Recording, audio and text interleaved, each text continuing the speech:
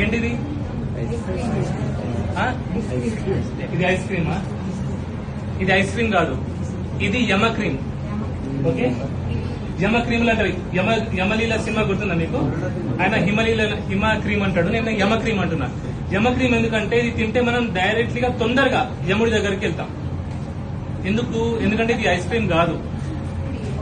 Okay, ఇది actually frozen dessert.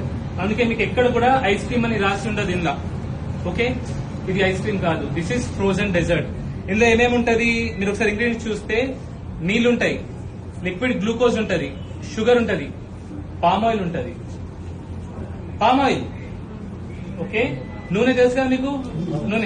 నూనె మనం తింటామా? నూనె తాగుతామా? ఇది మీరు తింటే మీరు నూనె తిన్నట్టే, అర్థమైందా బాపు? సో ఇది ఐస్ క్రీమ్ కాదు, this is frozen dessert.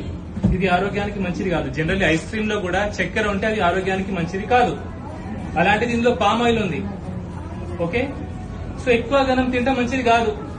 Okay, నేనైతే నా పేషెంట్ కి తిననియను. ఓకే.